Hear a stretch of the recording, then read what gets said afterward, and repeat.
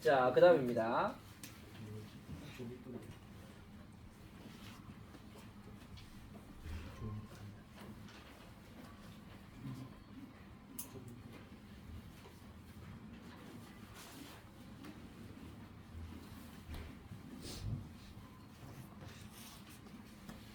자, 그 다음 갑니다. 그 다음 같이 보자. 자, 그 다음에 여러분 답을 고를 수 있는 근거도 이번 접속 부사에 있죠. 자, 여기서는 민준아 어떤 아이를 주목해서 봐야 될까?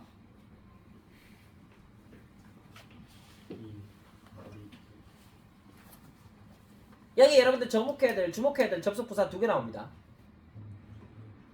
한 개는 nevertheless 그럼에도 불구하고 그 다음 하나 더 5번째 줄에 however이죠, 맞죠? 자, 이 2가지인데 자, 한번 살펴보겠습니다. 자, 이거는 왔다리 갔다리 합니다. 다시 한번 어떻게 한다? 왔다리 갔다리 합니다. 왔다리 갔다리 하는 것을 느낄 수 있죠. 자, 일단 주어진 글에서 보면 should they use language 우리가 언어를 사용해야만 합니까? 라는 거. 언어가 먼저라는 거죠. 뭘 이해하기 위하여? 마음을 이해하기 위하여 언어를 사용해야 됩니까? 또는 언어를 이해하기 위하여 뭘 사용해야 되느냐? 마음을 사용해야 됩니까? 라는 얘기죠. 그럼 언어가 먼저냐? 마음이 먼저냐? 닭이 먼저냐? 알이 먼저냐? 와 같은 논쟁과 일맥상통하죠. 일단 1번과 2번 사이에서는 분석 철학의 이야기를 하는데 분석 철학은 정확히 얘기하면 요 말이 빠진 거야. 뭘 분석하는 철학이야? 언어를 분석하는 철학이야. 잠깐만. 언어를 분석하는 철학은 언어에 중점 두겠나? 중점 두지 않겠나? 중점을 두겠죠. 중점 둡니다. 자, 그래서 세 번째 줄에 빨간색으로 물결 표시하면 언어라는 것은 기본이다. 다시 한번 언어가 얘들아 뭐야? 기본이야. 언어가 기본이라는 것은 언어의 중요성을 강조하는 겁니다. 그 다음 만약에 언어의 적절한 사용이라는 것이 제대로 평가가 된다면이라는 언어라는 전제 조건이 이루어져야 마음의 이치가 맞는 거죠. 맞죠? 언어를 올바르게 사용하는 사람이 올바른 마음을 가지고 있다. 뭐 이따위 생각을 하는 거잖아. 이해가요? 닭이 먼저냐 언어가 먼저냐 마음이 먼저냐고 할 때 언어가 먼저라는 그런 개념입니다. 그러나라는 말이 나왔으니까 그러면 1번과 2번 사이의 내용은 얘들아 뭐야? 언어가 먼저라는 얘기를 하는 거지. 맞지? 맞나? 네. 그러다가 나왔으니까 얘들아 이제는 누가 먼저겠니? 마음이 먼저겠죠. 맞죠? 이 내용을 잘 읽어보면 이렇습니다. 언어는 이제 단지 하나의 측면이다. 잠깐만. 언어는 단지 하나의 측면이라는 것은 언어가 더 이상 기본이 아니며 중요한 것도 아닌 거지. 맞지? 중요한 건 뭐가 중요하게? 마음이 중요합니다. 다시 한번 뭐가 중요하다? 마음이 중요합니다. 다시 한번 이런 얘기를 합니다. 언어는 근본적인 것이 아니다. 펀더멘탈한 게 아니다 라고 얘기를 했죠. 펀더멘탈한 게 아니라는 얘기는 얘들아 뭐야? 언어라는 것은 더 이상 베이직 기본적인 것이 아니란 얘기지. 자, 그러면 언어가 기본적이지 않은 것이라는 사례는 동물들의 사례에서 살펴볼 수가 있는데 언어가 없는 동물들은 항해를 하고 문제를 해결하며 언어 없이도 학습을 한다는 얘기죠. 맞지? 그래서 언어는 중요한 것이 아니라는 근거로 들었습니다. 4번과 5번 사이에 대해서 보시면 아무런 이유가 없습니다. 뭐의 이유가 없어? 언어가 근본적이라는 것에 대한 아무런 이유가 없다는 것은 5번 이전에서는 누구를 강조하고 있니? 마음을 강조하고 있는 거죠. 맞지? 정리되나? 네. 답은 5번입니다. 그럼에도 불구하고 이 사람이 하고 싶은 말은 뭐야? 언어는 중요하다. 다시 한번 언어는 중요하다는 거야. enormously라는 단어 우리가 배운 적이 있습니다. 엄청나게 중요하다는 겁니다. 언어는 특히 어디에 중요하냐면 인간의 협동에 중요합니다. 다시 어디 중요하다? 인간의 협동에 중요하게 작용합니다. 호모사피엔스는 놀라울 정도로 성공적이었는데요. 그 호모사피엔스는 얘들아 어디에 부분적으로 의존하고 있어? 언어에 부분적으로 의존하고 있죠. 맞지? 맞나? 언어는 효과적인 기여자인데 뭐에 기여했게 언어가? 바로 협동적인 문제 해결에 기여를 했고 동시에 집단적인 기업으로서의 기여를 했다는 거잖아. 맞지? 같이 뭔가를 하기에는 언어만한 게 없다. 다시 한번 같이 뭔가를 하기에는 뭐만한 게 없다? 언어만한 게 없다는 얘기잖아. 맞지? 그래서 언어가 중요하다라는 말로 돌아왔습니다. 정리되죠? 땡!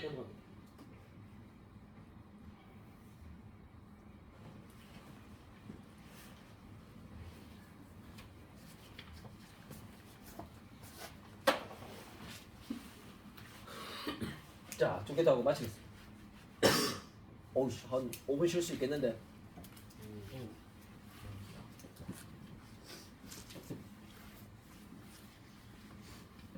자, 다시 얘들아, 박수 한번 시작! 여기에 언뜻 봤을 때는 크게 근거가 보이지 않는데요. 그래도 그나마 근거를 찾는다면 39번에 여러분들 앞에 the glasses라는 부분에다가 빨간색으로 동그라미 치고 있다 glasses가 가리키는 것은 바로 뭘 가리키냐면 2번과 3번 사이에 보시면 We still have two different glasses of water with a different chemical makeups를 가리킨다고 보시면 되겠습니다.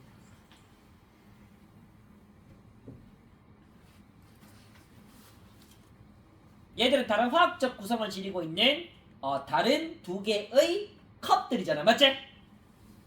거기에다가 추가된 자질은 다른 온도라는 자질이 생겼죠. 이렇게 뭔가 실험을 할 때는 되게 어렵게 생각하지 마시고 쉽게 한번 그림을 그려볼까요? 그림을 그려볼게요. 두 잔의 물이 있습니다. 한 잔의 물에는 얘들아 뭘 집어넣어? 오렌지 주스 집어넣죠, 맞죠? 또 한 잔의 물에는 뭘 집어넣어? 레몬을 집어넣죠. 오렌지 주스와 레몬을 집어넣으니까 얘들아 어때? 화학적 구성, chemical makeup이 같아져요? 달라요? 달라졌지. 화학적 구성이 다릅니다. 다른 화학적 구성을 지니고 있죠. 화학 구성이 달라요.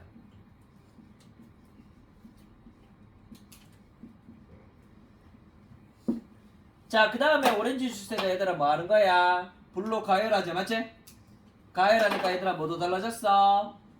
온도도 다르지, 맞지?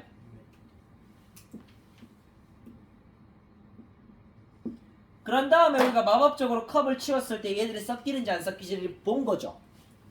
이 말 괜찮나? 이해가요? 어렵지 않습니다. 자, 볼게요. 두 잔의 물을 가져와 봅시다. 한 잔의 물에 오렌지 주스를 넣고 한 잔의 물에는 바로 레몬 주스를 집어넣었습니다. 자, 우리는 완전하게 다른 화학적 구성을 지니게 되었습니다. 라는 말이죠. 네 번째 줄에 different chemical makeup이라는 부분에다가 빨간색으로 물결 표시를 하면 되고요. 그 다음 한 잔의 물에다가 다시 오렌지 주스 같은 물에다가 가열을 하게 되면 우리는 다른 화학적 구성을 가지고 있는 두 잔의 물에다가 이제 뭐를 추가시켰습니까? 다른 자질은 온도가 다르다는 자질도 추가시켰습니다. 맞지? 이해갑니까? 네. 자, 그래서 두 잔의 이 다른 화학적 구성과 온도를 가진 물을 글라스만 제거를 한다고 치면 다시 한번 요 글라스만 제거를 하게 되면 내용물만 남겠죠. 다시 한번 뭐만 남아 얘들아? 내용물만 남겠죠. 맞죠?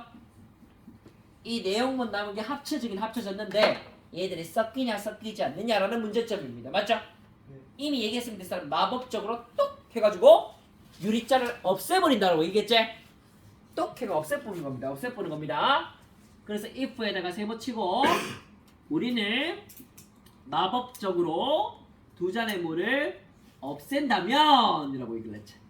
두 잔의 물을 없앤다면 we would find 우리는 발견할 수 있는데 이 두 개의 물의 이것이 자 find 다음에 나오는 더부터 would not mix well까지가 목적어죠. 맞죠? 바로 이 두 개의 물이 이 두 개의 물의 이 내용물이 잘 섞이지 못할 것이라는 것을 발견한다는 겁니다. 설사 얘네들이 약간은 섞인다 할지라도 그들이 만난 지점에서 그러나 다시 한번 이 사람이 얘기하고 싶은 것은 뭐야? remain separate라는 얘기니까 잘 섞인다 섞이지 않는다? 섞이지 않는다는 겁니다. 뭐 때문에? 다른 화학적 구성과 그 다음에 온도 때문에 그렇다는 거죠. 그래 우리가 실제 상황을 대입해 보면 이렇습니다. 실제 상황에 대입해 보면 물이 더 따뜻하면 따뜻할수록 float on surface of cold water 했으니까 이 차가운 물 표면에 떠다닌다는 얘기잖아. 맞지? 왜냐하면 뜨거운 물일수록 상승 기류가 있으니까 더 가벼워지죠. 맞죠? 네. Because of its lighter weight. 더 가벼운 무게 때문에 그렇습니다. 이거를 바다로 가보면 이렇습니다. 우리는 물의 내용물을 가지는데 그 물의 내용물은 온도가 다르고 소금 함유량이 달라지는 겁니다. 왜냐하면 얘들은 뭐가 없기 때문에 섞이지 않기 때문입니다. 맞죠? 이해가요? 물도 바닷물도 위로 가면 갈수록 더 짜고 심층으로 가면 갈수록 덜 짭니다. 알겠죠? 위로 가면 갈수록 따뜻하고 밑으로 가면 갈수록 물이 엄청나게 차가워지겠죠. 맞죠? 그러한 차이점을 얘기하고 있는 그림입니다. 마지막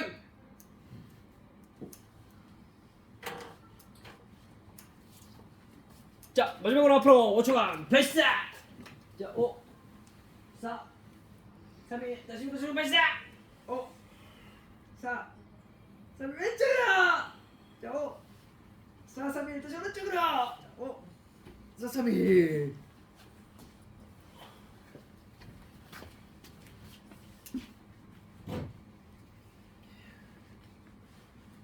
자 마지막은 따라해봅니다. 연구와 따라합니다. 연구와 조사는 집단을 나누어 결과의 차이를 비교한다. 자 이거를 머릿속에 꼭 넣어놔야 됩니다. 여기에 보니까 얘들아 뭐가 나와? 리서처라는 말이 나오자. 리서처는 뭔가 조사를 했겠죠. 얘는 조사를 했습니다. 조사. 얘들이 조사한 결과를 찾으면 되는데요. 자, 1번 집단은 바로 undergraduate student입니다. undergraduate student는 대학원 가기 이전에 대학교 졸업 전의 학생이니까 학부생이라고 지칭하는 말입니다. 2번 집단은 얘들아 어디 나와? 두 줄 밑에 others라고 나오죠. 네. 1번 집단과 2번 집단은 받은 요청이 다릅니다. 자, 1번 집단은 뭐라고 했냐면 journal, 일기를 쓰는데 일기를 어디에 기반해서 써야 되냐면 삶의 가장 중요한 가치라든가 활동에 초점을 맞추어서 쓰라는 겁니다. 그러면 우리가 봤을 때 이 삶의 굉장히 중요한 가치라는 것은 꼭 좋은 게 아닐 수도 있습니다. 알겠죠? 역경을 극복하는 거라든가 힘든 걸 참는 거라든가 맞지? 엄청난 노력을 한다든가 잠을 줄인다거나 이런 것들이 될 수도 있겠죠. 맞죠? 좋은 게 아닐 수도 있는 개인적 가치들입니다. 자, 그 다음 두 번째 집단이 써야 되는 것은 일기를 쓰긴 쓰는데 얘네들은 어떤 일기를 쓰냐면 그냥 좋은 것만 씁니다. 다시 하루 중에 일어났던 좋은 것만 씁니다. 맛있는 음식을 먹는다든가 친구들과 놀러 갔다거나 이런 것들이죠. 맞죠? 가족들과 행복한 시간을 보냈다거나 이런 것들인데 3주 후에 결과의 차이를 한번 봅시다. 자, 결과는 여기에 나옵니다. 빨간색으로 밑줄 쳐보면 바로 삶의 가치에 대하여 일기를 썼던 학생들이 좀 더 행복하고 좀 더 건강하며 좀 더 자신감이 넘친다는 거죠. 맞나?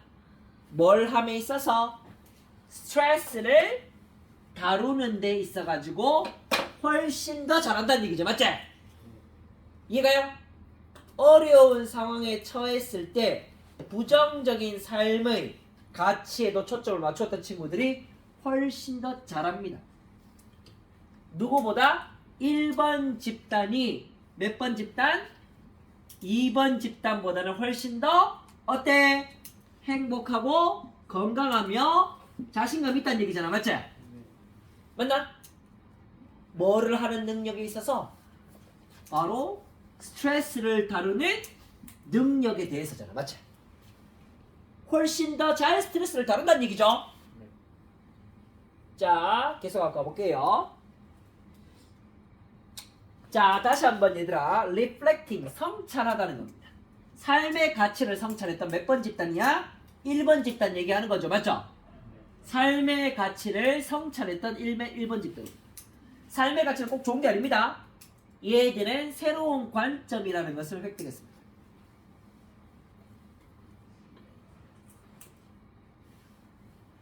자, 그 다음에 한 줄 밑에 보면 약간의 스트레스와 귀찮음이라는 것은 뭐냐면 이제는 삶의 가치의 증명입니다. 다시 한번 삶의 가치가 뭐라고? 증명이라는 거. 적당한 스트레스와 적당한 귀찮음이라는 것은 필요하다는 얘기죠. 맞죠? 맞나? 이제 우리의 삶은 어떻게 되었습니까? meaningful activity가 있으니까 바로 의미로운 활동이 되었습니다. 자, 그가 성찰하고 작성한 행위를 우리가 어떻게 볼 수 있냐면 긍정적으로 reframe, 재구조화시킨 건데 그의 경험이라는 것을 재구조화시켰고 그의 삶의 가치와 함께 재구조화시킨 겁니다. 되겠나? 이해가요? 내가 원하는 삶의 가치는 인내. 인내, 예를 들면 뭐 역경 극복, 맞지? 어려운 걸 참는 능력, 맞나? 잠도 줄이고 더 나은 미래를 위해서 내가 뭔가를 참는 능력, 이런 것들에 초점을 맞춘다면 거기에 관점에 비추어서 보아서 내 삶을 재구조화시킨다는 얘기죠. 맞죠? 뭐 운동도 그런 걸 한다거나, 맞지? 공부를 더 긴 시간 한다거나 이런 것들을 할 수 있다는 겁니다. 그럼 이 글에서 1번 집단이 가지고 있었던 건 얘들아 바로 뭐냐면은 삶의 가치로운 것입니다. 맞죠? 가치와 관련된 단어는 괄호 A번에서 worthwhile, 가치로운이라는 단어가 돼야 되겠죠. 맞죠? 결국 저널이라는 일기를 쓸 때 우리는 worthwhile, 가치로운 것에 초점을 맞춰야 됩니다. 가치로운 것에 초점을 맞추면 삶이 얘들아 어떻게 돼? meaningful, 의미로워지죠. 맞죠? 맞나? 그럼 삶이 의미롭게 되는 수단은 얘들아 뭐야? 우리가 일기를 쓰면서 삶을 재구조화시킨 거잖아요. 경험에 비추어 보아서. 그래서 reframing과 거의 비슷한 단어가 rethinking이죠. 맞죠? 그래서 B번에는 rethinking이 되겠습니다. 됐죠? 네.